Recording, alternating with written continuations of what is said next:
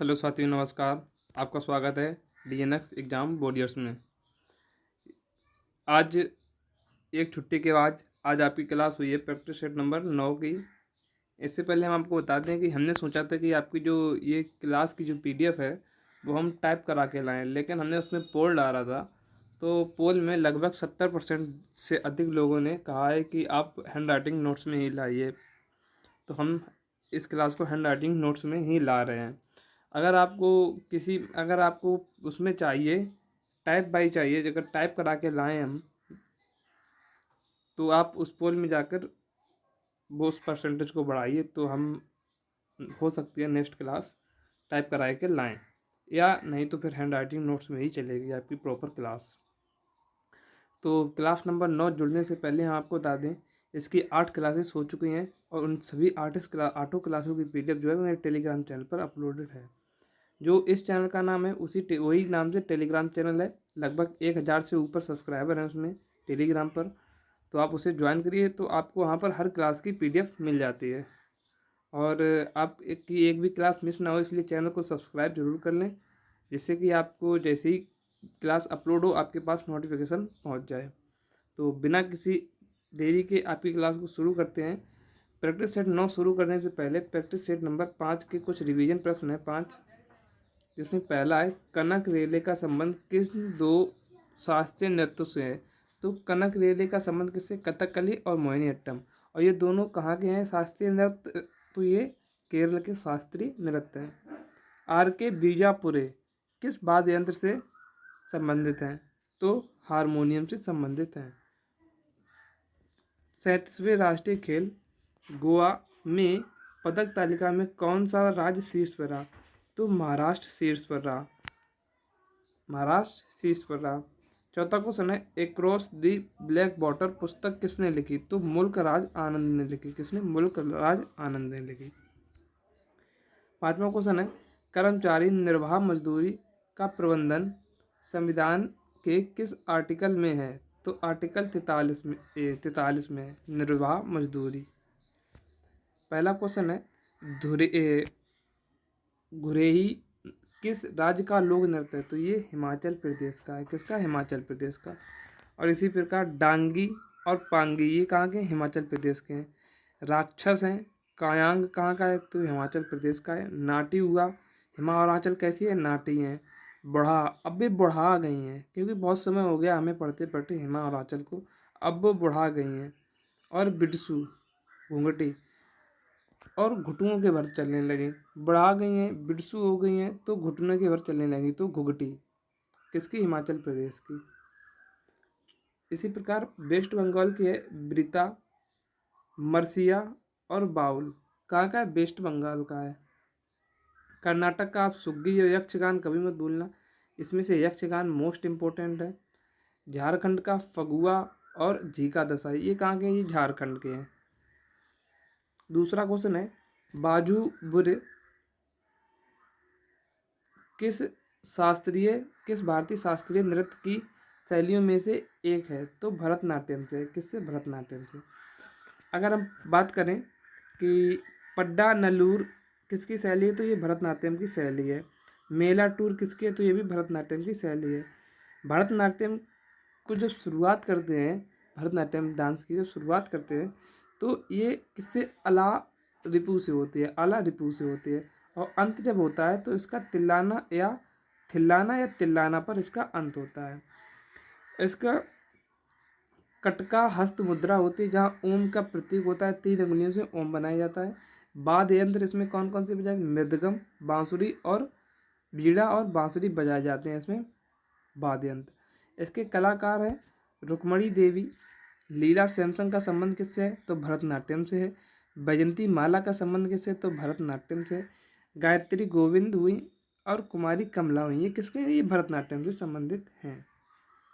तीसरा क्वेश्चन है कि किस व्यक्ति को ग्रैमी और ऑस्कर दोनों पुरस्कार प्राप्त हुए? तो गुलजार को प्राप्त हुए। और गुलजार का वास्तविक नाम पूछा जाए तो है संपूर्ण सिंह कालरा। और 2023 में इन्हें 58वां ज्ञानपीठ पुरस्कार मिला। किसके साथ? रामभद्राचार्य के साथ। और रामभद्राचार्य ये वही हैं जो नेत्रहीन हैं, लेकिन इन्होंने बहुत सी ग्रंथों की रचना की है? करीब वो बताते हैं करीब उन्होंने 12,000 से ज़्यादा ग्रंथों की रचना की है रामभद्राचार्य जी ने। आगे देखते हैं ज्ञानपीठ पुरस्कार जो है अवार्ड, ये कब स्थापित हुए? तो 1961 में इसकी स्थापना हुई, लेकिन पहली बार कब दिया गया? तो 1965 में दिया गया। किसको? जी शंकर कुरूप को। और किस भाषा में? तो मलयालम भाषा में दिया गया था। लेकिन हिंदी भाषा का पहला किसी? तो सुमित्रा नंदन पंत को दिया गया। और हिंदी भाषा में पहली महिला कौन बनी? तो ये बनी महादेवी वर्मा। किसके लिए? यामा के लिए दिया गया। पहला अंग्रेजी का इंग्लिश का किसे दिया गया? तो अमिताभ घोष को दिया गया। किसके लिए? दी साइड लाइन के लिए। 8वीं अनुसूची की भाषाएं में इनको दिया जाता है। 8वीं अनुसूची में कितनी भाषाएं? टोटल 22 भाषाओं में इन्हें दिया जाता है। और इनामी राशि क्या है? तो 11 लाख रुपए दिए जाते हैं, एक शॉल दी जाती है और एक प्रतिमा दी जाती है। आगे देखते हैं। चौथा क्वेश्चन है कि कुचिपुड़ी नृत्य शैली से संबंधित है तो कौन? बैजंती काशी का संबंध किससे है? तो कुचिपुड़ी से संबंधित है। वेमपत्ती चिन्नामा सत्यम राधा रेड्डी ये किससे हैं? कुचिपुड़ी से हैं। और कुचिपुड़ी कहाँ का है? आंध्र प्रदेश का है। इसी प्रकार धनकांत बोरा बोरबयान का संबंध किससे है? तो बोर हम किस में होते हैं? सत्र में। जब संसद के सत्र चलते हैं तब क्या होते हैं? बोर होते हैं। तो सत्रिया। और सत्रिया कहाँ का है? तो ये असम का है। 5वां क्वेश्चन है कि कादरी गोपाल नाथ का संबंध किससे है? तो किससे है? किससे? सैक्सोफोन से। किससे? सैक्सोफोन से। और मोहरी सिंह का संबंध इन्हीं से है। अल्लाह रक्का रहमान का संबंध इसी से है। और अदनामी सामी का संबंध इसी से। जॉर्ज ब्रुक्स का संबंध किससे? तो सैक्सोफोन से है। सितार से संबंधित है तो बिंदु पाठक हुई। और मुश्ताक अली खां किससे हैं? तो ये सितार से संबंधित है। तबला से आप कभी मत भूलना तन्मय बोस और विक्रम घोष को। बांसुरी राजेंद्र प्रसन्ना और राजेंद्र कुलकर्णी किससे? बांसुरी संबंधित है। हॉर्नबिल किस राज्य में मनाया जाता है? तो हॉर्नबिल मनाया जाता है नागालैंड में। और ये 1 दिसंबर से 10 दिसंबर यानी कि 10 दिनों का त्यौहार है। और नागालैंड में जो किसे? हॉर्नबिल पक्षी के नाम पर। लेकिन हॉर्नबिल पक्षी को हिंदी में धनेश कहते हैं। किसे? धनेश पक्षी कभी लिखा आ जाए। और हॉर्नबिल को फेस्टिवल ऑफ फेस्टिवल यानी त्योहारों का त्यौहार भी कहा जाता है। ये पहली बार कब? तो पहली बार 2000 में मनाया गया था। कब? 2000 में मनाया गया था। इसी प्रकार नागालैंड के कौन कौन से हैं और त्यौहार हैं? जैसे मुआवसू हुआ, सेंक्रेनाई हुआ, आवलेंग हुआ, ये 3 हुए। जैसे मुआवसू हुआ जो ये किससे?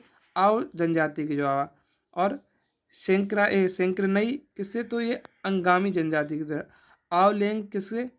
तो ये कोन्याक जनजाति के द्वारा। यम से। और किसका है? तो नागालैंड का है। यम से जब नाक काट लेगा तो हमारे दर्शन किससे हो जाएंगे? यम से दर्शन हो जाएंगे। आगे देखते हैं। 7वां क्वेश्चन है कि भारत की पहली शास्त्रीय भाषा का दर्जा किसे मिला? तो तमिल भाषा को मिला। और टोटल शास्त्रीय भाषाएं कितनी हैं? तुम्हारी 6 भाषाएं हैं। कन्नड़ और तेलुगु को कब मिला? तो 2008 में मिला। संस्कृत को 2005 में मिला। मलयालम भाषा को 2013 में। और सबसे नवीनतम कौन सी है? उड़िया है सबसे नवीनतम। 8वीं अनुसूची में कितनी भाषाएं हैं? तो 22 भाषाएं हैं। और मूल संविधान में कितनी? तो 14 भाषाएं थी। 15वीं भाषा सिंधी कब जोड़ी गई? 21वें संविधान संशोधन से जोड़ी गई। फिर नेपाली, मणिपुरी, कोंकणी ये 3 जोड़ी गई नमक से। याद रख सकते हैं नमक से। ना से नेपाली, माँ से मणिपुर, कोंकणी। तो ये किससे जोड़ी गई? ये 71वें संविधान संशोधन 1992 में जोड़ी गई। और फिर 4 और जोड़ी गई बोडो, डोंगरी, मैथिली, संथाली। ये 91वें संविधान संशोधन 2003 में जोड़ी गई। 8वां क्वेश्चन है ग्रीष्मकालीन और शीतकालीन ओलंपिक आयोजित के बीच कितने वर्ष का अंतर होता है? तो 2 साल का अंतर होता है। ग्रीष्मकालीन ओलंपिक की शुरुआत कब से हुई? तो ये 6 दिसंबर 1896 में हुई। कहाँ? एथेंस में। और शीतकालीन ओलंपिक कहाँ से स्टार्ट हुए? ये फ्रांस से स्टार्ट हुए। कहाँ से? सेमानिक्स से। और तो 2020 में कहाँ हुआ? तो टोक्यो में ओलंपिक हुआ, ग्रीष्मकालीन ओलंपिक।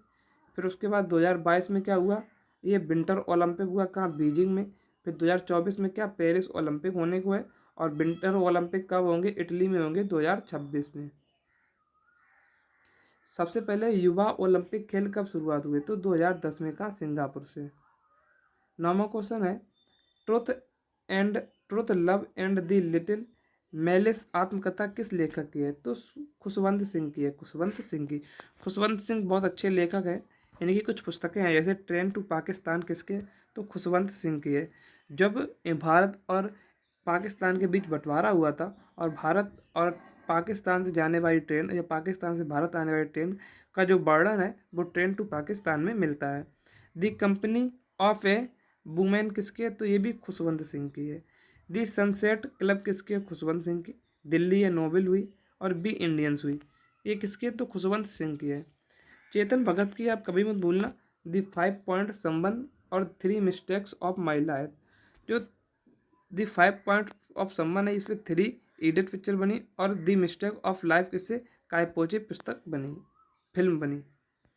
अमृता प्रीतम की है रसीदी टिकट और कागज के कैनवास किसकी है? अमृता प्रीतम की है। 10वां क्वेश्चन है हॉकी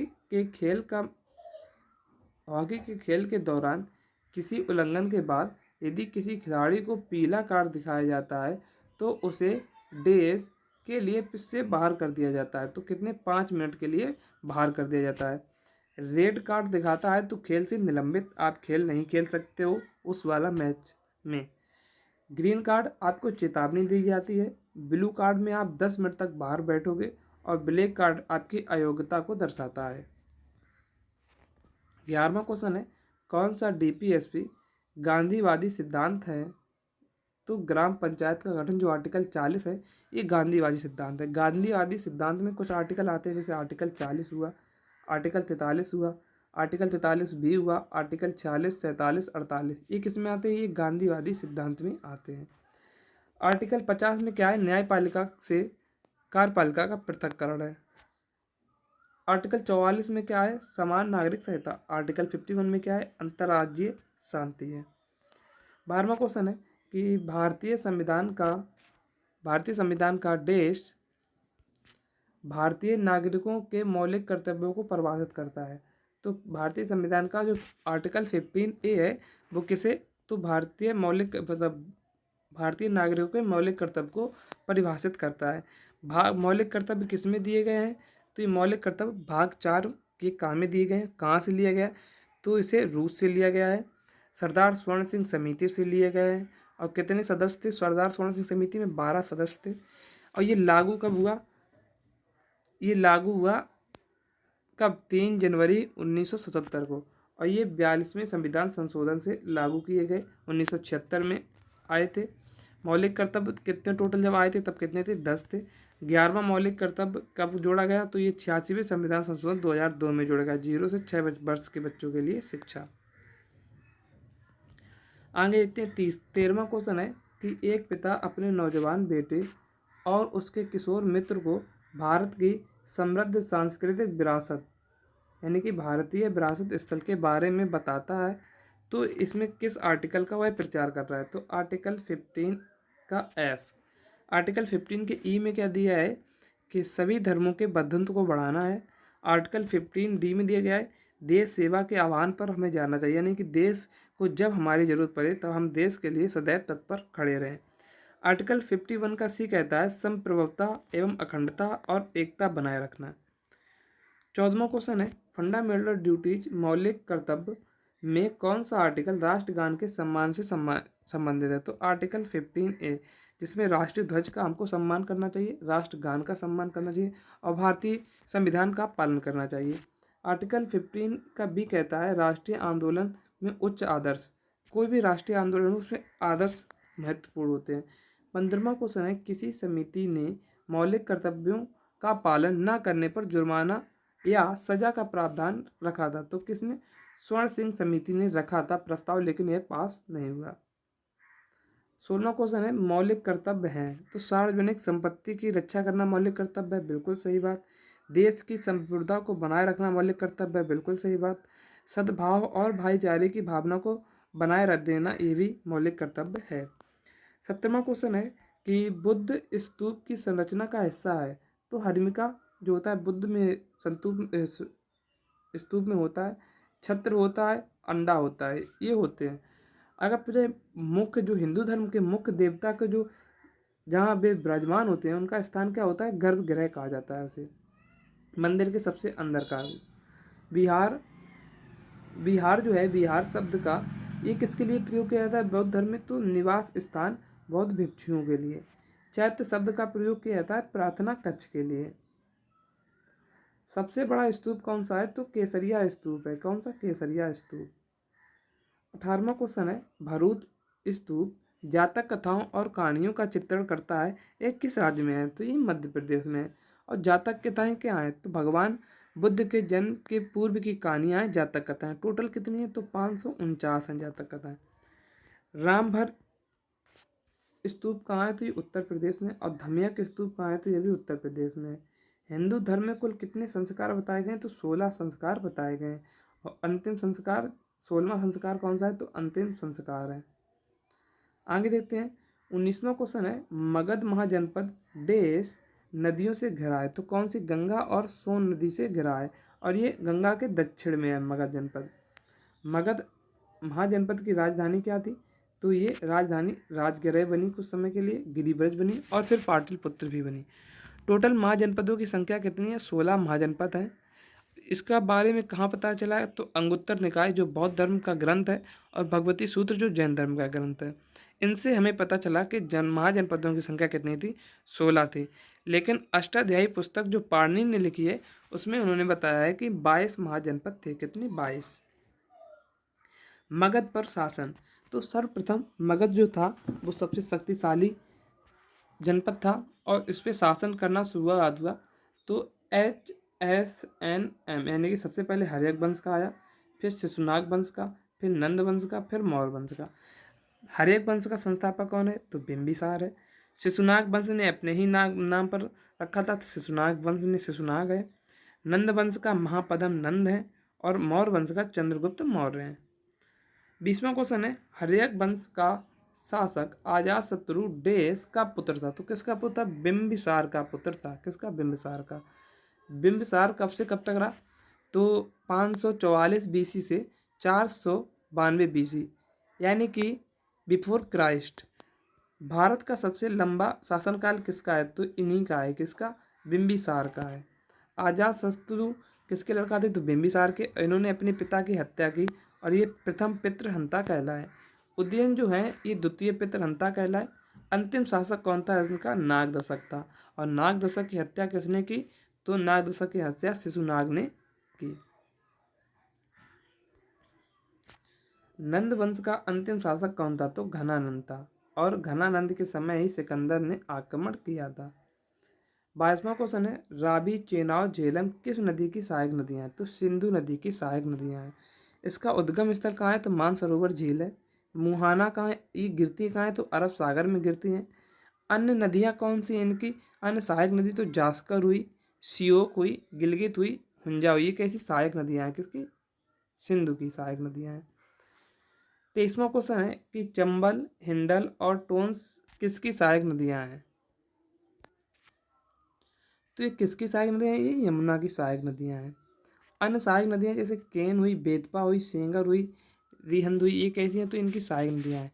और यमुना की लंबाई कितनी है, तो 1376 किलोमीटर है। यमुना के किनारे बसे यूनेस्को साइट, तो लाल किला हुआ जो 2007 में शामिल हुआ, आगरा का किला और ताजमहल ये कब, तो 1983 में शामिल हुए थे।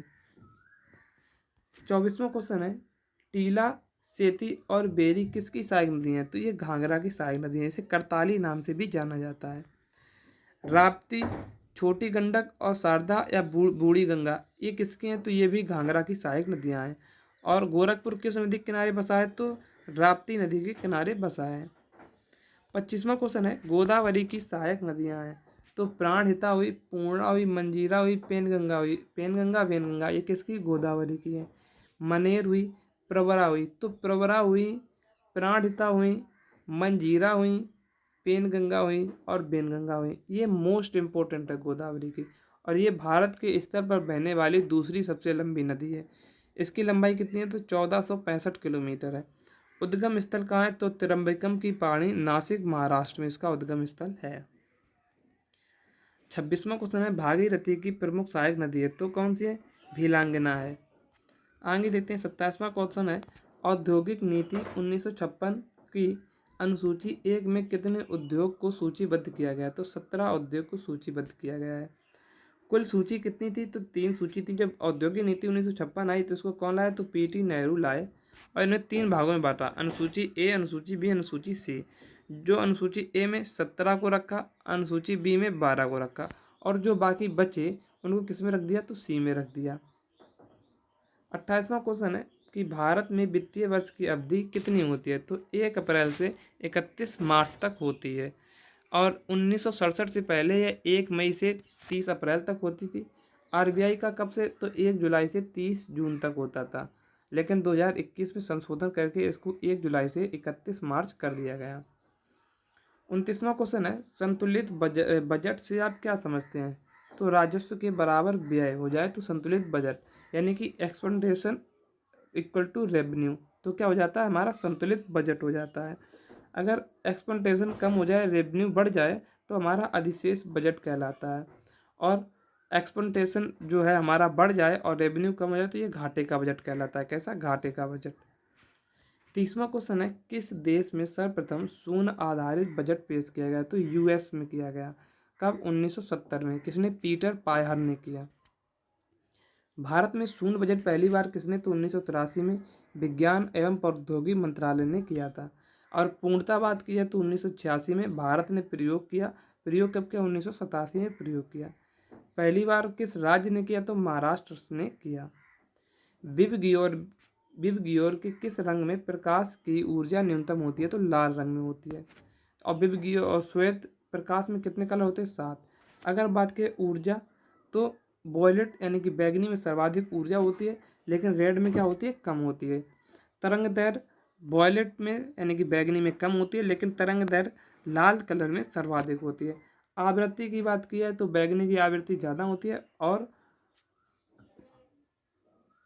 रेड की आवृत्ति यानी कि लाल की आवृत्ति कम होती है। क्वेश्चन है +2.5 डायोड क्षमता वाले उत्तल लेंस की फोकस दूरी क्या होगी? तो फोकस दूरी का फार्मूला होता है 1/क्षमता, 1/2.5। इसको पॉइंट हटाया, ऊपर 0 बढ़ाया, या 0.5 0.4 मीटर, या इसे 40 सेंटीमीटर भी कहा जा सकता है। 33वां क्वेश्चन है कार्बोनिक अम्ल किसे कहते हैं? तो सोडा वाटर में होता है। लॉरिक अम्ल नारियल के तेल में होता है। ब्यूटेरिक अम्ल मक्खन में होता है। और इरूसिक अम्ल किसमें होता है? सरसों के तेल में होता है।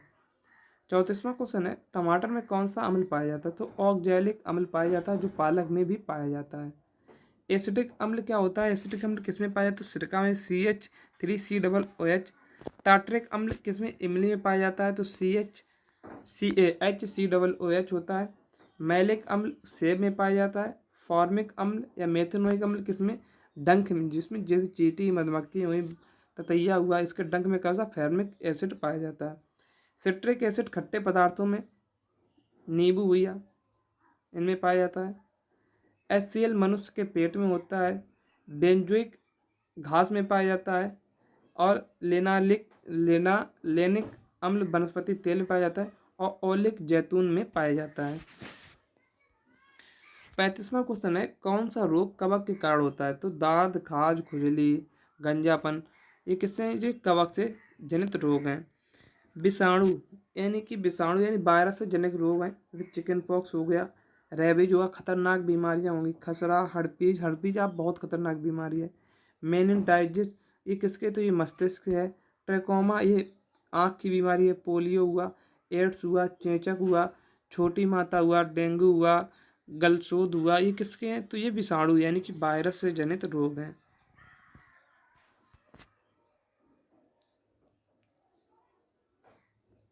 आगे देखते हैं हाल ही में CBSE का अध्यक्ष नियुक्त किया गया, तो कौन? राहुल सिंह को।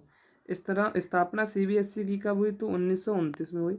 NCERT की national council for education research and training, ये किसकी है? तो ये NCERT की स्थापना कब हुई? तो 1961 में इसकी स्थापना हुई। प्रबंधक कौन है? तो प्रबंधक हैं इसके दिनेश प्रकाश सकलानी इस समय वर्तमान में। 28वां क्वेश्चन है हाल ही में किसने टिकटॉक पर प्रतिबंध लगाया है? लेने के लिए विधेयक पारित किया, तो यूएसए ने किया, यूएसए ने। और युद्ध अभ्यास किया जाता है यूएसए के साथ, मेघालय में हुआ, इंडिया और यूएसए का, उमरजाई जगह में, कौन सा, उमराई जगह में, उमरोई जगह में। तो वज्र प्रहार एक्सरसाइज किसके, भारत और यूएसए के बीच होता है। भारत के बाहर सबसे बड़ी प्रतिमा कहाँ लगी उनकी, बी आर अम्बेडकर की, बी आर अम्बेडकर की।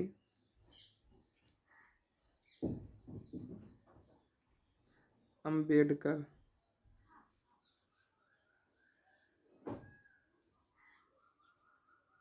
कहाँ लगी, तो मैरीलैंड यूएसए में लगी।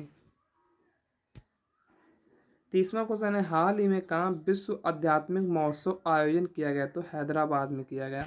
स्थान कहाँ है, कान्हा शांति भवन, जो कि दुनिया का सबसे बड़ा सर्वधार्मिक केंद्र स्थल है। 40वां क्वेश्चन है कि हाल ही में ईसीआई ने किस राज्य में, इलेक्शन कमीशन ऑफ इंडिया ने किस राज्य में मिशन 414 अभियान शुरू किया, तो हिमाचल प्रदेश में। किसके लिए किया, मतदान को बढ़ाने के लिए। राज्यपाल कौन है, तो शिव प्रसाद इसके राज्यपाल हैं। विधानसभा में 68 सीटें हैं, लोकसभा में 4, राज्यसभा में 3। सरकार आपके द्वार योजना किसकी है, तो इन्हीं की है। अपना विद्यालय कार्यक्रम किसका है, तो ये भी किसका है, हिमाचल प्रदेश का है। Thanks for watching DNS exam warriors के यूट्यूब चैनल में। अब हम आपको बता दें, अगर इस क्लास की आपको पीडीएफ चाहिए तो वो मेरे Telegram channel DNS exam warriors पर अपलोडेड हो जाती है, तो आप वहाँ से डाउनलोड कर सकते हो, किसी भी कैफ़े पर निकलवा सकते हो। तो मिलते हैं कल एक नेक्स्ट वीडियो में, तब तक के लिए जय हिंद जय भारत।